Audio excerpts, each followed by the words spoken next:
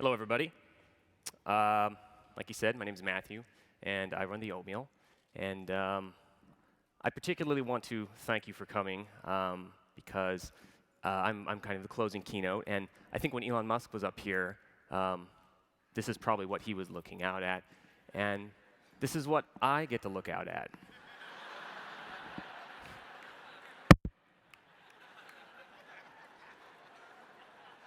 Can you guys see the vomit bag, the South by? That's what those totes are for. It's for. So thank you for showing up. This is my website. It's full of comics. I didn't always make comics. I started doing it a couple years ago. I actually used to be a web designer. And today I kind of want to talk about what I used to do. I want to talk about comics. I want to talk about creativity. I want to talk about crowdfunding. And I'm going to tell some poop jokes. So if you're the type of person who doesn't like poop jokes, my advice to you is prepare to have your mind blown, because these are really good. So like I said, I used to be a web designer. I did that for a long time. And one of the last clients I ever had was a dentist. And I was working on his website, and he wanted it to be very professional, very modern. He wanted it to look almost like a PlayStation 3, like glassy, black. He kept using the word edgy. And so I was working on it, and I was working late at home. And as I was working on it, he told me that he wanted me to add to the website in the lower right-hand corner, a photo of his dog, Mr. Miffles. And this dog would narrate to the users things that he sent me, like miscellaneous dog-like phrases. And I was coding it in JavaScript and putting in what he wanted and adding some things of my own. And I got another email from him that he sent me this stock photo, and what he wanted me to do was Photoshop her teeth so they were yellow, so that he could do a before and after shot for their teeth whitening. And I told him, I'm like, well, okay, I did it. And I was like, I did it. There you go. And I told him, I was like, one thing, no girl that beautiful is going to have teeth like that. And two, if you have the same photo with the same hair in the exact same position, no one's going to believe you. And he didn't want to hear it. He's like, no, this is the perfect photo. Let's just roll with it. So I put some more time into it, and I ended up making this as well. He didn't use that one. What this experience taught me in my career in web design is, and all web design isn't like this, this was particular to me, I think, because I picked bad clients, was this was my computer, this was me, this was the client. I was not an artist. I was an instrument for an imbecile. This is what I did for a living. So I decided I didn't want to do it anymore. So I stopped building websites for people, and I started building websites for myself. And one of the first sites I ever built to try and sort of break out on my own was an online dating website. And I did this primarily because I'd heard about this site from Canada called Plenty of Fish. It's very popular, very, very badly designed, badly built, run by one guy, and it was very successful. So I thought I could try and mimic that success in the United States. But I was a programmer and a designer. I didn't know anything about marketing a website or getting people to use my website. So I started making quizzes and comical little surveys. And one of the surveys I actually made before I left was, it had some utility to it. And it was called the dating report. And what it would do is you tell it how many people you've had sex with in your life, and it would report back where you fit in on the scale of things. Like, is that too many? Is that too few? The idea was to kind of answer a question that nobody knows the answer to. And we'd collect data, and you could actually input where you lived. And over time, I actually developed this database, and I could actually tell you where the most promiscuous people are in the United States on a large scale.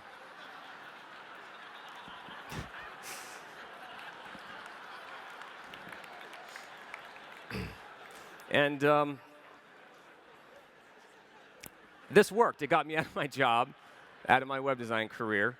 The quizzes and stuff were popular enough that people were using the dating site, and it was somewhat of a success. And I started making all kinds of comics about dating. They were nonsensical. Some were about first dates and relationships and stuff. And eventually I made this comic called How to Tell If Your Cat's Plotting to Kill You. And it was one of the first comics I did that really just kind of went crazy. And it's what made me quit basically just working for people or working on a dating site. And it made me realize that maybe my real calling is in comedy or in cartooning or in writing or whatever it is I do. So I decided to make comics. And it's funny because when you quit your job being an entrepreneur in the web space and you tell people you're going to make comics for a living, the reaction is, oh, that's cute. Like, that no one takes you seriously. And if you compound that and add the internet to it, you take any job and you add the internet to it, and it just sounds sad. I mean, it's like I make movies. Oh my God, on the internet. Oh, that's so cute. Like, do you live with your mom? Like that's kind of the reaction. And with comics, that is a rightful reaction. And in traditional syndicated comic strips, there's not much room for new people, and no one reads them anyway. There's not much of an audience there. So I didn't even bother with that. I tried to find the closest thing to the funny pages as I could, and at the time, that was Dig. This was 4 or 5 years ago, and kind of when this was the state of Dig, right before Dig 4 launched, which was more like that,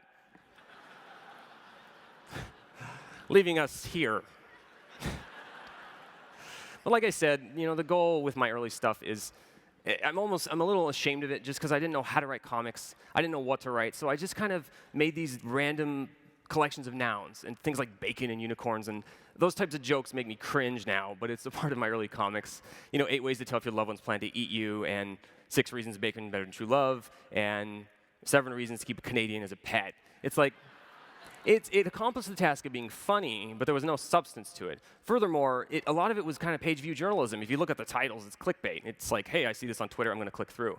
It's the kind of titles you might see on somewhere like, maybe like BuzzFeed does a lot of numerical list stuff. Not to criticize BuzzFeed. I like their site, but that's kind of what the titles were like. So eventually, I stopped doing that, and I started, I guess, kind of articulating my voice a bit better, and writing comics that sort of channel what a stand-up comedian would say. I don't write comics like most people do, where it's a panel, and a punchline. I write comics where I make observations, and I tell anecdotes, and I tell truths, and I tell things that when you read it, you go, that's so true. And I've never been good at the small, tiny panel format. I gave up even trying to do it. This I feel like is the voice that I was supposed to have. For example, I was eating at Red Robin a couple of years ago, and if you don't know Red Robin, it's an American hamburger restaurant. It's terrible, but we were there, and our waitress came to our table, and she was adorable. She had like the face of a newborn doe, and she was so sweet and such a good waitress in every way. And she dropped off her food and turned around and was walking away and farted. And it was funny because it wasn't like a big, wet, greasy, it was like a trumpet horn, like a her kind of thing. So my friend and I debated for a minute, like, did she just fart? Did this pure creature just fart on us? And then the stench hit us, and we realized, yes, she did. So we had this moment where, we didn't say anything to her, and we got the bill, and we're looking at it, and we're like, well, she was great. She tipped like 20%, but like, how much do you deduct per toot? Like, how does that? Was it 5%? Is it 10? And we both instantly agreed we will still tip 20%, because it occurred to me that when I'm at work at my desk and I fart, no one docks my pay, and I do it all the time.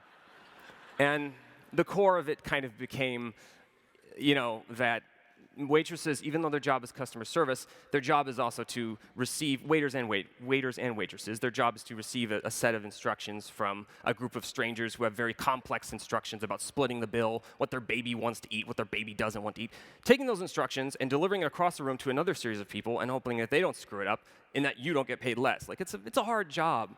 So in this story, as an example, I would start with an anecdote about the lady at Red Robin, and it would work into something that we can all relate to, or something that's great about why you should always tip. And that's kind of my thought process when I come up with comic ideas.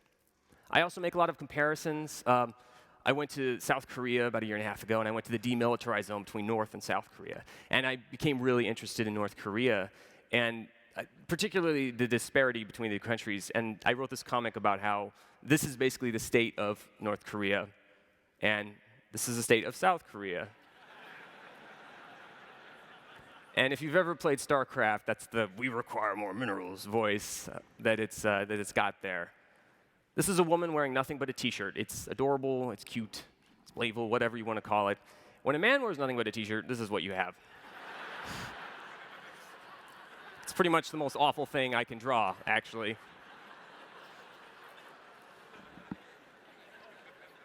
This is butter when you microwave it for 13.3 seconds.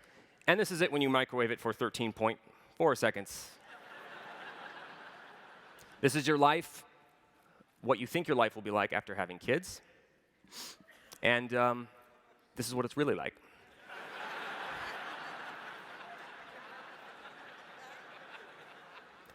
I get a lot of suggestions for comic ideas constantly. The one that I kept hearing was I should make a comic about hipsters. I hate hipsters. Make a comic about hipsters. Endless for years and years and years. And the way I take ideas from people, and I don't do it often, is I sort of see their idea, and it just allows me to make my own idea that's better or completely different. Just it sounds mean, but it's not. It's just sort of, it's like you think of an idea as like a three-dimensional object with many sides, and I can only see the one. If I look at someone else's side, I actually don't care about theirs. I just see mine from a different angle. So, regarding hipsters, I did make a comment about hipsters and how they're like the hammer pants of 2012. But what I realized after putting more thought into the whole hipster thing was that a hipster is, the word has kind of changed. It used to be just some kid from New York who wore Goodwill clothes. And now it's kind of evolved to a hipster is someone, when someone dresses in a way that makes you feel out of touch, you call them a hipster. Like you're a 40-year-old and you're like, oh, he's wearing Ray-Bans, he's a hipster. And words like douchebag, which is a fascinating word to me. I love it. I use it constantly. But if you think about what douchebag means when you use it, is you're basically stating that someone or something is uncool. But you can't say the word uncool because that would somehow announce that you are privy to the zeitgeist. And that would make you look like a douchebag. So it's this bizarre, circular, wonderful word that I use constantly. Awkward is misused all the time on Facebook. Teenagers post, I had a sandwich. It was really bad. It was so awkward. It's not awkward. It's just a shitty sandwich. Or, the word geek or nerd used to mean someone who watched Star Trek, and now geek has kind of become this word that just generally means somebody who takes things apart or who obsesses about something, or a hacker or a hobbyist or something like that. So my point with this is someone would suggest I should make a comic about why they hate hipsters, and I would turn it to a comic about how words have changed over the past couple of years. Next, I want to talk about my identity. I don't put my photo on my website. I don't do many YouTube videos, really. I keep my website pretty much barren of my personal life and my appearance and my voice and my mannerisms. And I do this because I find it makes the work more likable, in my opinion, to separate those two things. I like the character of the Oatmeal to be thought of as this, like, bloated, forest-dwelling alcoholic who just comes out at night kind of thing. And for sake of example, I want to talk about Mashable for a minute. And before I do, I just want to say that I love Mashable, and they have been great to me. And I read their website. And I've never met Pete Cashmore, but I've heard from many people he's a wonderful, wonderful person. So what I'm about to do to you, I do out of love. So this is Twitter's, or Mashable's Twitter handle. And if you'll notice that the photo they use is of Mr. Cashmore. And that's fine, but after reading Mashable for years and years and years, I see this face a lot. And I've started to develop an aversion to it because I have to look at it so much. And it's a nice face, and I've heard he's not a nice guy, but it's like I'm kind of got this aversion. And every time I see his face, I hear it in this voice that's Pete Cashmore. So if I were to read a Mashable post via Twitter, I would read something like, this post was written by Pete Cashmore. If you like this site, please follow us on Facebook at Pete Cashmore. Or tweet us using the handle Pete Cashmore. I have an aversion to this face, and it's too much. Like, please, just use an M. That's what you use for everything else. Take this photo, for example. What bearing does this photo have on their business? Because I've seen it at some point. Why did I need to see this photo? Does Pete Cashmore write a blog post and then pull on some designer jeans and go in the alley behind Mashable and shit his pants? Because I don't know anybody that sits like that. Have you ever gone camping in a third world country? We call that the jungle squat. And I mean, maybe I'm wrong. I mean, if Mr. Spooky Eyes here can raise money for Wikipedia, then maybe that's the way to go. But for me and my identity, I keep it quite separate. If you really do want a face or an identity, and not just a Twitter handle, I mean like a character in your writing or a character in your comics or something in your work, what I do is I actually strip away a lot of my personal identity from what I do. I separate the two. For example, I drew this character as an example, and I hate this character. I hate his hair. I hate his chin. It's like I'm looking, if I were a copywriter, I'm looking at a spelling error. To me, as a cartoonist, this is what I see. So if I were to oatmeal this up, I would drop the hair, maybe lose the complexion a little bit, cut the IQ in half, and add 100 pounds. And that's the identity that I strive for. Brought to you by Miller Lite. And I'm not the first one to do this in cartooning or otherwise. Gary Larson was the author of The Far Side, and his characters were often these round, ovally shapes, and they were very likable.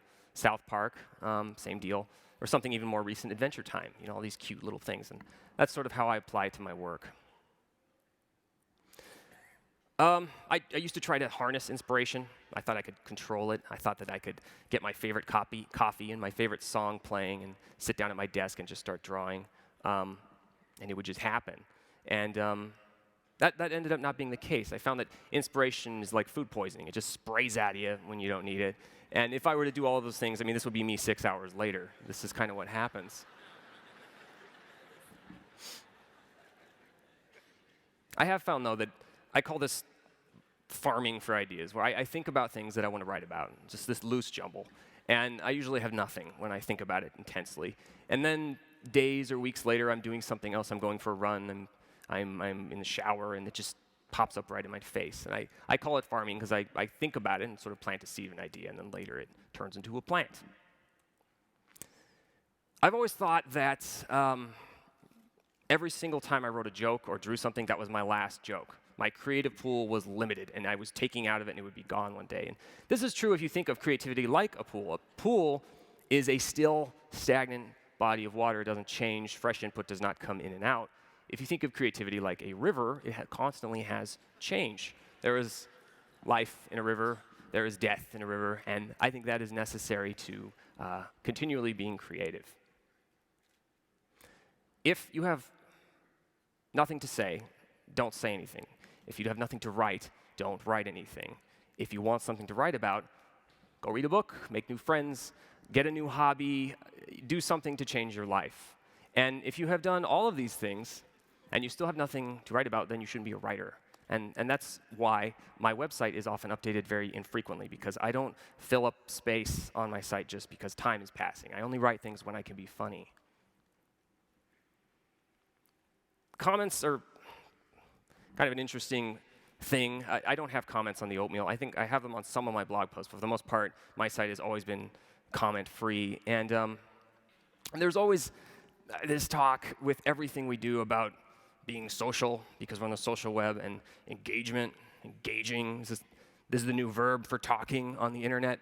And it's become, it's like people have lost sight of the fact that, in my opinion, it's okay sometimes to not have comments on everything that you do. It's okay for your work to be a rhetorical performance. If you've seen any success at what you do, then learn to trust your own judgment. And that's what I do. I don't have engagement on my website, and it's been doing very well. And as a more practical example, a lot of people who feel obligated to stick comments on every single page, when I read comments about my own work, I can read 1,000 positive, nice, insightful comments about my work, even critical, but constructively critical, and this is how I feel. If I read those same 1,000 positive, wonderful comments and one negative one, this is how I feel. One rotten comment can poison an entire thread in your eyes. So I'm not saying cut yourself off. There's plenty of discussion on the internet, and that can fuel things that you want to write about or change your work. But I'm just saying don't feel like you constantly have to immerse your head in it. Take YouTube, for example. YouTube is a fucking bathroom stall of comments. It is a nightmare. And I've never watched a YouTube video and then read the comments and be like, I feel better as a person. That does not happen. You walk away feeling like you just watched Schindler's List narrated by a drunk 13-year-old. Like, you feel so bad in every way possible. And like I said before, I don't believe that you can make your work in a vacuum. You need external stimuli to change it and to grow. So it is not born there, but it's also, art is not born in a tornado full of shrieking trolls either. I get asked this constantly, how to get more likes on Facebook, how do you get more tweets, how do you get more of these kind of bullshit social media metrics that people use for success. And my sort of stance from the beginning is to not focus on getting more likes on Facebook, just focus on making things that are more likable and more compelling, So write about things that make you angry, or things that make you sad, or things that are funny. Tell a story. Put your energy there. Put your energy into writing better songs, or put your energy into making better films. Don't put it into begging, and I say begging, on the internet for tweets and likes and things like that, because it won't get you anywhere, in my opinion. Because you look like this gentleman on the screen.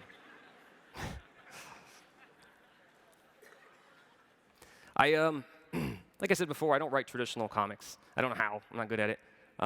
So what I often do is I look into nature, I look into science, I look into the world around us, and I can draw comedy out of there. Sometimes it's my personal life, and sometimes it's just things that I read. And in nature, I've actually found just a wealth of funny stuff. As an example, we all have rods and cones in our eyes. Rods perceive light and motion. Cones perceive color. And dogs have two color receptive cones in their eyes. They have green and they have blue. We have one more. We have red. And when you add red to our eyes and to the spectrum, it's not just an extra color red. The color red mixes with blue and it makes purple, and it remixes with other colors and results in a much broader spectrum of color. So the highest, or kind of the top of the food chain of color, is butterflies. They have 5. And those other color receptive cones they have, we don't have. So our brains can't comprehend that color. We have no idea what it is. And it's not even 2 extra colors. Like I said, it's that entire spectrum that generates from those 2 extra cones. And like I said, the butterfly is kind of the top of the food chain with color. And if you look at their wings and how beautiful they are, it's kind of interesting to think, what would another butterfly see on those wings? Probably much more beautiful than what we see. So, other than butterflies, there's one other creature who has more cones, and that is the mantis shrimp. And the mantis shrimp is a little crustacean. He can be about this big, or he can be about as big as my forearm, lives in warm, shallow water, and he has 16 cones in his eyes. So it's funny, it's just this little shrimp sees more beauty than we can even imagine. His rainbow is something that's like so far beyond what we see. It can't even be understood by us. And I Googled the mantis shrimp because I became curious about what he looked like, and I was not disappointed. So looking at this creature who is beautiful and sees beauty, you would expect him to kind of be this undersea Mother Teresa, walking around high-fiving and blessing. And the opposite is true. He is a goddamn nightmare. It's one of the most violent crustaceans known. He has these really sharp claws that he can pop back and forth. It can crack things open. He fucks up every single ecosystem he goes into. He's just this nightmare. And I love that because he sees and presents such beauty, and his reaction is to just destroy it, to just embrace darkness. I think the closest I can come to understanding how he feels is, I think it'd be like working in a year-round Christmas store, and, like, one day you just close shop, soak the place in gasoline, and throw a frag grenade in. You just can't take the beauty anymore. So with the mantis shrimp, this is an example of what I'm talking about, where I don't need to write jokes for him. It's already there. Oftentimes I look in history for jokes as well as nature, and in my quest for things to write about, I ran across this gentleman, who is, this is Nikola Tesla. He was a turn-of-the-century inventor. Everyone here probably knows who he is. He was a genius. He invented the alternating current electrical system, which is what powers the lights in this room. It powers all the electricity on the planet. He contributed to the development of radio, radar, X-rays, hydroelectric power. He actually built and designed the first hydroelectric dam at Niagara Falls. He is the inadvertent father of radio astronomy. He built an earthquake machine in his laboratory that was about this big, that you could clamp into a building, to a bridge, that would, using the resonant frequency of the Earth, could actually destroy that building. And the first time he tested it out, he almost collapsed his laboratory, and he had to smash it with a sledgehammer. He could produce ball lightning, which is lightning that it appears in the form of a sphere, and it travels a few feet over the ground at about walking pace. And this is something that we haven't really been able to reproduce in laboratories, and he did it, in the 1890s. Remote-controlled neon lighting, electric motors, wireless communications. I mean, the stuff that he contributed to was just incredible. And in return, I feel like his legacy was just lost. I mean, financially, he wasn't compensated, and no one knows who he is. So with my with my Tesla comic, that was my goal. I wanted to. I get a lot of criticism because I deify Tesla, and I wasn't trying to turn him into a god. I was simply trying to turn him into a man. Thomas Edison was a man. Tesla was nobody. So I'm just trying to even it out because I think he deserves it. And what drew me to him was his character as well, the fact that he was this man who he saw no division between his labors and his passions, which is why I wrote my comic themed around why he was such a geek, in that he created things because he liked creating things. And at least for the first half of his career, he was not overly concerned with money. And I published it, and I'd never seen anything like it before. It got 400,000 Facebook likes in a week, and it became the most important comic I've ever done. And I sort of felt like from there, I was like, okay, we're good. Like, it kind of wound down from that. A few weeks later, this article went up on Forbes, which was a rebuttal to my Tesla piece called Nikola Tesla Wasn't God and Thomas Edison Wasn't the Devil. And it made some really great points. At the time, though, I couldn't see those great points because all I saw was someone challenging me on the internet, and that made me angry. And I threw a big man-baby tantrum, and I wrote a rebuttal to his rebuttal, and that kind of thing. And in the context of the time, like I said, I wasn't seeing clearly. A few weeks later, though, what I realized what was wonderful about this was we weren't debating, Apple versus Samsung, or iPhone versus Android, or, I don't know, Team Edward versus Team Jacob. We were debating inventors who have been dead for 70 years, which to me was just wonderful. That was a great debate to have. Actually, I was at, there was a session yesterday in South by that was about that exact thing. And I'm not going to get up here and bitch about Thomas Edison. I think he was a great man, did some great things for the most part. But there is one thing that I just can't let go with him, and I will never will, is that he took cats and dogs and an elephant and tied them to poles and electrocuted them using alternating current in front of live audiences in order to demonstrate why Tesla's form of energy or electricity was dangerous. And I believe that kind of the intrinsic value of a human being can be measured by how nice you are to small animals. And with Edison, that's, in the context of the time, this was not normal. Not like, let's all go strangle a cat on Sunday. Like, this was fucked up even for 1890. So with that, I stick to the point that although Thomas Edison was an important figure in history, and he could be used as a symbol of American ingenuity, I still think he's a douchebag. And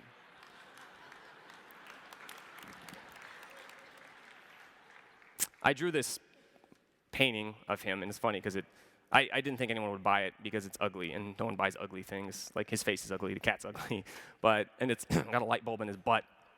But tons of people bought it, and I thought that was great. It was like Tesla's legacy overpowered the horribleness of having a light bulb in your butt. So the Tesla thing kind of wound down. A few weeks later, I got a letter in the mail from a lawyer. I was served papers at my house. And basically what happened was, a year earlier, I wrote this blog post about this website, Funny Junk. And what was happening was they were taking my comics by the hundreds, reposting them on their site, removing attribution to me, and covering them in advertising, and doing this to me, and thousands of other comics were there as well. There was stuff from Cyanide and Happiness, Calvin and Hobbes, I mean, you name it, it was all there, in addition to pretty much anything in image form that anyone had. So I wrote this blog post kind of citing, what should I do about this? How do you combat this? What's the right thing to do? And I didn't write it rhetorically, I just honestly wanted to know. And nothing really came of it. It just kind of wound down. They took down some of the comics. So like I said, a year later, back in present time, I received this letter in the mail that stated that Funny Junk hired a lawyer, and the lawyer claimed that I had damaged their company irreparably and that I would have to pay those damages back to them. And they said that unless I paid them $20,000, they were going to sue me in a federal court. So I remember reading this letter, and it's funny because when I looked at it and was reading it, the first thing that came out of me was not the human being, it was the comedian, because I thought, this is fucking gold, like, looking at it. This guy's going to have a very bad week. So I took the letter and I annotated it and I posted it on my website. And I outlined my plan for what I was going to do instead, which was to raise that money in donations, take a photo of the raised money, take the photo along with this drawing of Funny Junk's mom and mail it to him, and then take the money that was raised and donate it to the National Wildlife Federation for bears and to the American Cancer Society. And actually, my biggest regret was this whole campaign was this goddamn drawing. For two reasons. One, it turned the whole thing into a yo mama joke, which is not, no, like, I hate That's not great, right? And then the other thing was, I intentionally worked very hard to make it look as bad as possible in every way. And this image was on like CNN's website, and it would say, it would say Matthew Inman, artist of the oatmeal, and it would have this picture next to artist. And you're like, no, I don't. I can draw better, I swear. So I started the campaign to raise the money, and it just went crazy. We hit our goal. I think it was in an hour. The Electronic Frontier Foundation represented me pro bono. It just kind of exploded and became this thing.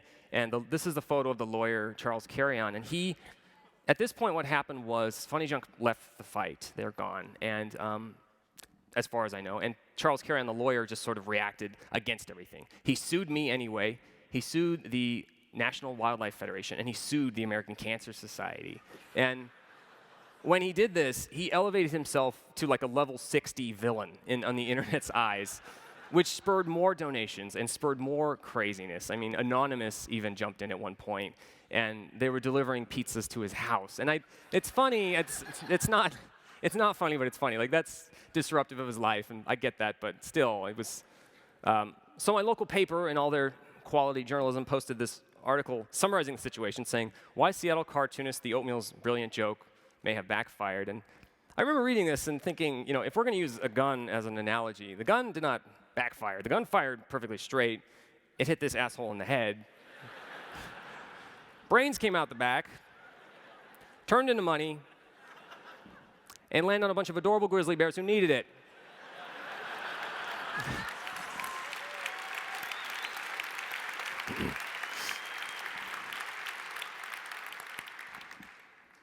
So they followed it up with this other article. Funny Junk lawyer sues Oatmeal for bestiality cartoon. And I read this one from the Seattle PI, and I was like, I think we're making progress, Seattle. Thank you for your continued coverage of Oatmeal versus Funny Junk. So like I said, we hit our goal quickly. We let the campaign run, and instead of raising $20,000, we raised $220,000, roughly 11 times our goal. Thank you. And as promised, I took a picture of the money. This is it laid out on a table. But I decided to lay it out on the floor, kind of play around with it. Tried a few things. Tried some other things. And I ultimately settled on this.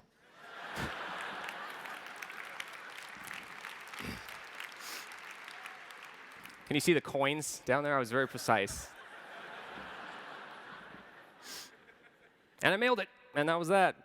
From that point on, the lawyer dropped his suit, Funny Junk was gone, and I think that was the end of that weird little fairy tale of my summer. What that was, though, was really kind of a warm-up round for what happened next.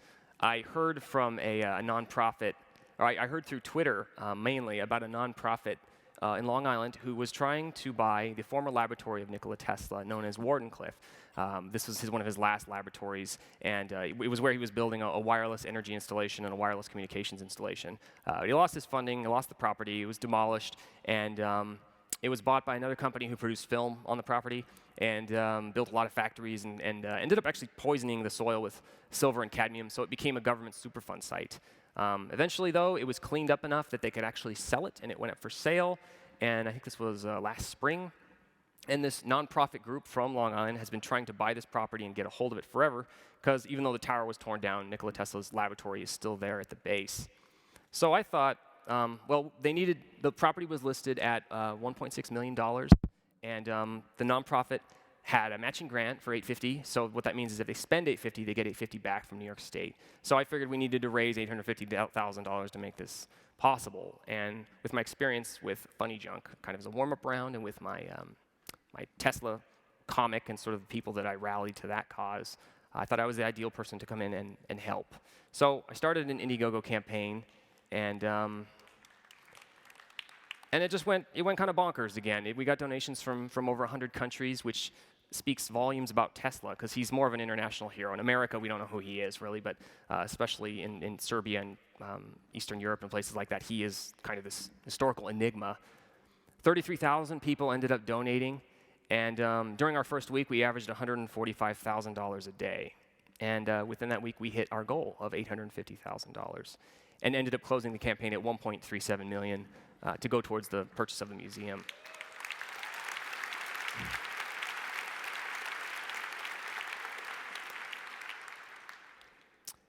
The money was sent to the nonprofit, and this subsequently became this. Bam!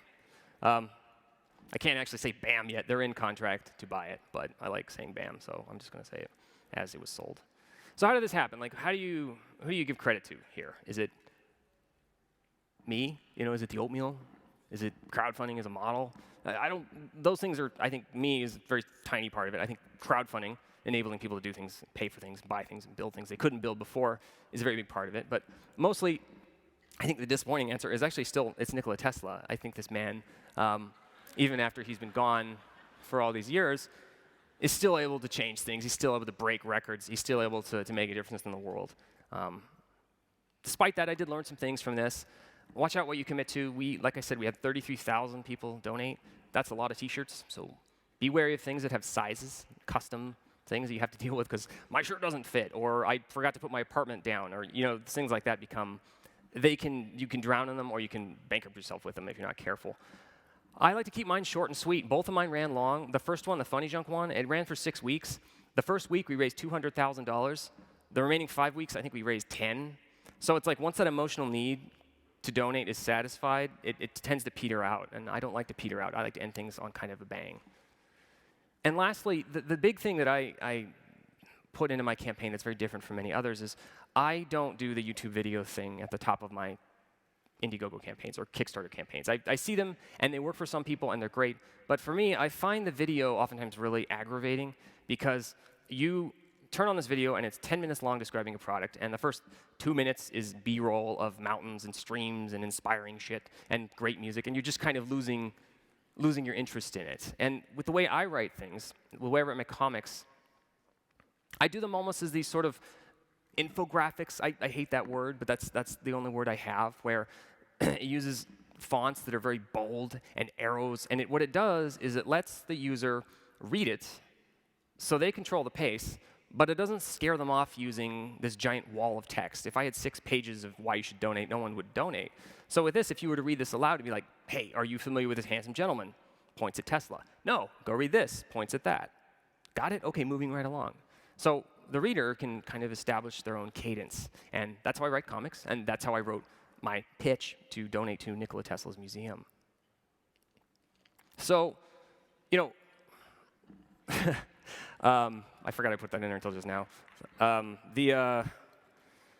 What was unique about both of these campaigns were I wasn't selling a gadget or a video game or book or something like that. There was no tangible product they're going to get out of this. The real goal of it was to right a wrong. It was to deliver a sentiment. And with the Funny Junk campaign, I think the sentiment was to people who thrive on greed or villainy, or people who just do terrible things, or people who make the world worse than they found it. This is my sentiment to you. And to people like Nikola Tesla and Nikola Tesla himself, I felt like this was a way of making amends to him. Like I said, I always thought that even if the campaign failed and we couldn't get the museum, at least I got Tesla's name in the world, and at least we were able to maybe repair his legacy a bit. So the sentiment to Nikola Tesla and to people like Nikola Tesla, to the geeks of the world, the hackers and the hobbyists and the people who tinker and the people who obsess and the people who take the world apart and put it back together and do that in order to make it a better place. This was about just simply saying thank you. And with that, I would also like to say thank you, because I am done.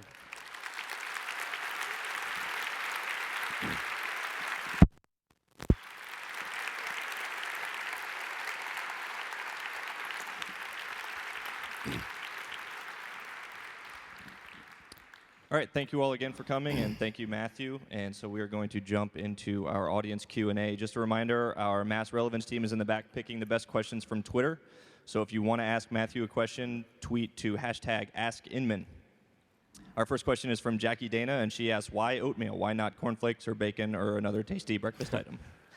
I used to play Quake a lot, and when I did, I played Quake under the name Quaker Oatmeal, and subsequently that became my handle. I don't actually eat oatmeal. I don't like it. All right, Austin Beer Geek Eric wants to know, have you ever considered doing an animated series? I have, and I've tried. I'm not good at it, and it's difficult. It seems simple. You take a comic that's still, and you put voice with it and motion, but I find tone, motion, expression, everything in an animated character can ruin a joke or make a joke.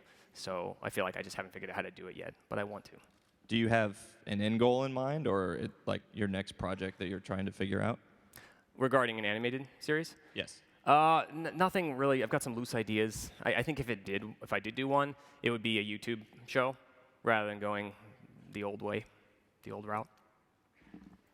All right, Chad Hobgood asks, would you rather fight a horse-sized duck or 100 duck-sized horses?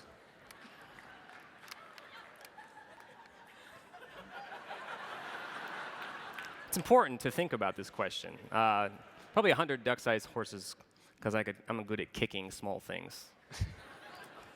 After my whole speech about cats and stuff, be nice to kitties, here I'm kicking little, yeah. All right, Austin James asks, what has inspired your artistic style? The Far Side, for sure. Perry Bible Fellowship is a very funny comic. It's got nothing to do with the Bible. It's just a weird name. In terms of illustration, that's where a lot of it comes from. In terms of comedy, I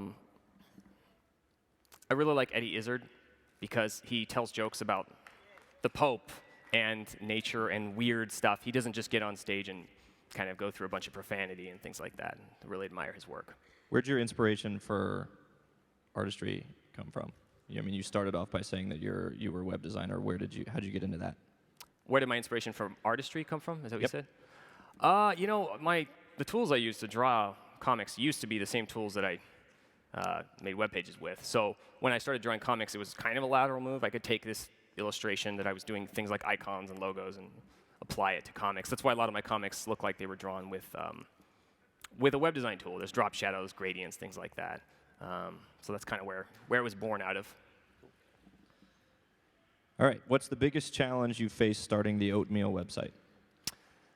For me, I feel like a lot of artists, once you become successful, your art cannibalizes itself, and suddenly you have this litany of successful comics behind you, and you have to make a comic that's always better than the last one. But after 20 home runs, how do you make one better than the last one? So you don't write anything, and you sort of give up. So for me, it's this kind of big pressure that I know there's a lot of people reading what I write, and there's this expectation that's going to be great. That's tough for me. All right. Have you ever written or drawn a cartoon that you didn't dare put on the World Wide Web? Yeah, that's like half my computer hard drive, actually. It's just, I'm like looking like, yeah, this is funny. No, this will get me in really big trouble. There's tons. I don't have much of a filter, though, so occasionally I put stuff up that's pretty terrible. How do you figure out how to draw that line for yourself? Is it just a gut feeling, or do you have a general rule? Yeah, it's a very misguided instinct. Like, sometimes it's right, sometimes it's wrong. So. All right, Baconator asks, what's one animal that you've never drawn but want to? I could cop out and say the mantis shrimp. I've never made a comic about him before, but I would like to. I don't think I've ever actually drawn a squid, and I really like that animal because it's one of the smartest undersea creatures and also crazily violent and also crazily delicious, and that's 3 strikes that probably needs to get drawn at some point. All right, Rebecca Kelly asks, what's your advice for creative people or good writers who can't visualize or illustrate their work as well as you do? I read Making Comics by Scott McCloud, and it's a great book. And the first page of that book, he says it's like what to use to make comics. And you'd expect something, you need this pen and this piece of paper and this tablet and this computer. And he's like, no, get a ballpoint pen or pencil or crayon or something and some sheet of paper that has an empty space and just go. And that's my opinion regarding making comics. We're kind of in an age where, in my opinion, in my work, I don't, at least in the early days, I didn't care as much about the quality of the drawing. I cared about the quality of the joke. So if you can manage to scribble a crayon on a sticky note, you have everything you need to make a comic. So start there. Work on your comedy and your voice, and then don't obsess so much about whether you draw hands right or something like that, because it's irrelevant in comedy. You mentioned that you don't try and force it, you wait for inspiration. Do you feel a pressure to address social issues or anything in particular? I do, yeah. Sometimes see things pop up in the news and I want to write about them and I just can't, or I'm not sure what I want to say. I almost did a comic about what happened with Lance Armstrong because I had some opinions on that. I even scripted one about, it was called If Canada Behaved Like North Korea, where I wanted to make a comparison of what Canada would act like if they were North Korea. It has this big border, they're all crazy, launching missiles and they splash down, everyone's cool with it, that kind of thing. That was about a year ago, and I might reboot that because lately it's become even more relevant than it used to be. All right, Dennis asks, what do you think Tesla would think of your work? He would probably call me a hack. He'd probably make fun of my drawings and throw it away and go back and do something smart, maybe. I don't know. He might like my Tesla comic, but that wouldn't really make sense, so I don't know. Richard Kirk asks, how difficult was it to write your comic about the loss of your house and cats? It was surreal reading such a deep comic. Sorry, I keep making a bumping noise every time I move, so I'm just going to stay. Don't I wrote a comic about my house burning down when I was a kid, and we had like 17 cats. Half of them died before the fire. The rest perished in the fire. So I wrote a comic about it, and for me, it was a really rewarding comic because it wasn't like when I was making fun of myself earlier, saying top 5 reasons to bake in your blah, blah, blah. It was a comic about something personal that happened to me, and it's a comic about cats dying in a fire. Like, how much funny is there in that? So for me, it was really rewarding to write that, to know that I can write things about my house burning down and people will still read it. And also, if anybody noticed, I probably didn't, but I stopped using the way I used to draw, which was with a mouse, and I switched to drawing with a Wacom tablet. And I started using Adobe Illustrator in that. So that comic was actually like 100 hours of on-the-job training with that program. Do you find that similar to that example, when you do make comics, are you often still working them out in your own mind, or have you already made up your mind before the comic comes? No, most of the writing and the art and everything happens when I draw it. I have an outline that I work from, but really I kind of fill in the gaps, and sometimes I completely change things. And I used to have this philosophy with it where the more I worked on things, the more I iterated, the more I massaged the work, the less funny it became. It's like it lost its visceral tone. But with that fire comic in particular, that was one where I obsessed and I rewrote it like 8 times, threw away things, added things, and just and it came out great. So I mean, maybe I was wrong in that regard. All right. Rich asks, what's the most clever or funniest criticism you've ever received, or the worst or most backhanded compliment? I had someone at a book signing say, "God, you look just like Michael Cera," and no man wants to hear that. So that's not relating to the oatmeal, but that's all I got. All right. How do you define success for the oatmeal? Do you look at typical key performance indicators or metrics? A little bit. It's a hard thing to gauge for me because, like I said before, you can look at your Facebook likes and gauge that, but those can be skewed and sometimes they aren't their best representation of what is good and what is bad. For me, and this is super lame, oftentimes what I do is I watch tweets and look at the number of people who say key phrases that actually indicate they're really laughing, which are unfortunately key phrases like LOL and ROFL and things like that. I don't have an audience to hear my jokes and laugh, so that's really all I have is sad little lols passing by. Do you set goals for the website? Not really. I never work more than 3 weeks ahead of schedule of what I'm doing. I don't. Someone asked me, what's your 3-year plan with the oatmeal a couple years ago, and I was like, I have no idea. My thing is just keep making good comics, and other things seem to show up every now and then. So I would, like I said, like to put more work into an animated series at some point, but maybe next year. Did you ever have a moment where you felt like you wanted to quit the oatmeal? Yeah. It happens all the time. I mean, I love my job, and I have the best job in the world, but there are, like I said, a lot of pressures, and this past year, as amazing and wonderful as it was, the bulk of things that I had to deal with regarding the Funny Junk lawsuit, and then the Tesla Museum, and then my book tour, and then the other lawsuit from Oatmeal Studios, and then all these sort of things happening. I was like, fuck it, I'm gonna quit. I'm gonna get a cabin in the woods and just, I don't know, eat fish and get drunk all day out there in the forest. Like, I didn't do it though, so I'm still here. Adam asks, if an idea comes to you in the middle of the night, do you wake up and draw it? No, but I write it down. I have a moleskin that I keep with me, and I fill them up constantly. Because like I said before, you can't really control when it shows up. So for me, I keep those, and I have dozens of them full of ideas, and then I take them from the notebooks and I put them in my computer and keep them in one giant file, so I sort of have this dialogue of my brain that I can pick comics out of. Brian asks, in the movie about your life, who besides Michael Cera would play you? Oh, I don't know. Number one choice would be Wesley Snipes, but I would settle for Carl Weathers if he was not available. Carl Weathers was the guy from Predator. Not a lot of Predator fans, that's all right. All right. Do you consider yourself an artist who runs a business or the other way around?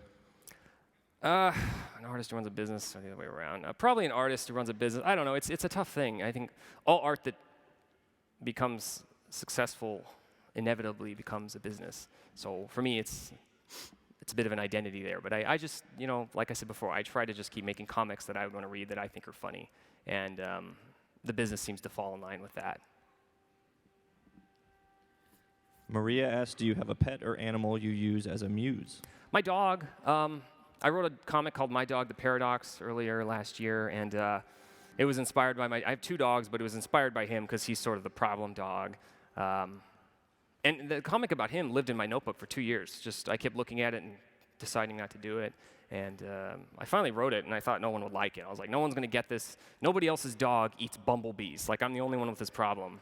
And I was wrong, and it was one of the most popular comics I did last year. So when I look at my dog now, it's funny because he is a great dog, but he is does not have anything in control. He's 4, and he just urinates on everything in my life, just constant peeing that just does not stop. And I've replaced my floors 4 times. And so now when I look at him, I'm like, he's actually paying for it because I made the comic, and that became a poster in a book. So he's like, it's almost like he's paying rent at this point for all the pee. So a big theme here at South by Southwest is serendipity. And so how often do you find yourself with those serendipitous moments where you're surprised by the connections that you have with other people and the similarities you have with your dog peeing on everything? Yeah, it seems to happen to me a lot. I don't know, especially here. There's tons of people that do similar things that I do, and everyone here is smart. Everyone here is successful for the most part.